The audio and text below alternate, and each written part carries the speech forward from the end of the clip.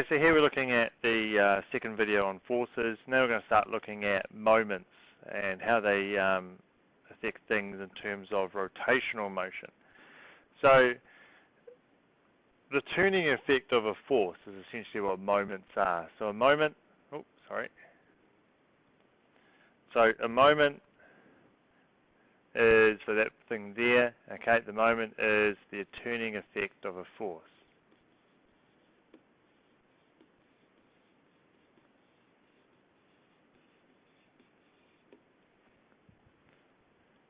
Now, if you look in the dictionary, you probably would find that definition, okay, in the dictionary, but it's better probably if you say it is, it's the product of the force and the perpendicular distance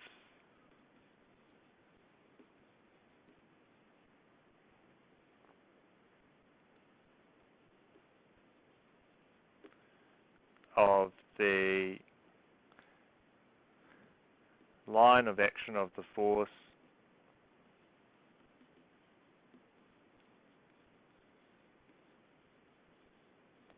from the pivot.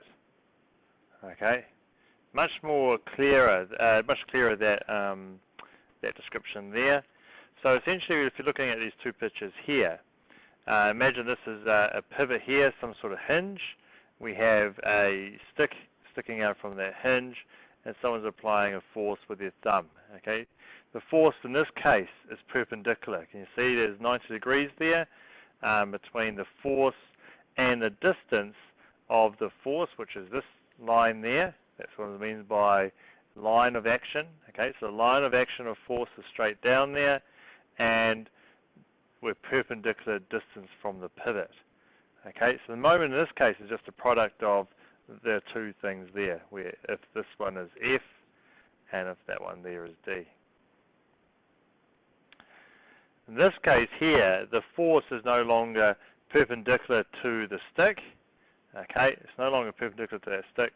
So we still need to do the product according to the definition. Okay, and that is the line of action of the force. So that's that line down there. That's the line of action of the force and the perpendicular distance. So in this case, if I know X and if I know the force F, then the moment is going to be force multiplied by cos theta times X. Okay, so the actual force has changed a bit because of that angle, the line of action of that force. Has this made it better? No, it's actually made it worse. It's harder to rotate the stick because you're pushing at an angle. It's like walking up to a door and pushing it at a big angle and trying to get the same sort of speed of rotation. Formula and unit, okay, moment is equal to force times distance. I'm just going to make sure that that is perpendicular. What's the unit? Well, you look at the formula there, Newton meters. Now, you better be aware that essentially it could be similar to energy, which we'll look at later, but be aware that it's 90 degrees, whilst energy is the force and distance are in the same line. So here we've got a couple of examples where we've got someone with a spanner, a wrench, on the car. Now, when you're using a wrench or something like that, you can see this is quite a long wrench here. The reason why that is because it's much easier to have a large distance as opposed to a small distance, because you're looking at the product of two values. And if you multiply a large distance multiplied by the force, you get a much larger outcome. Now, what we've got here, so if a person can push with a maximum force of 250 newtons, what's the moment that can be applied to the wrench to tie the nut? Hence, calculate the moment applied to the nut.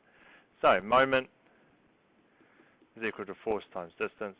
So what is the force in this case? It's 250. When we're going to multiply that by 0.30.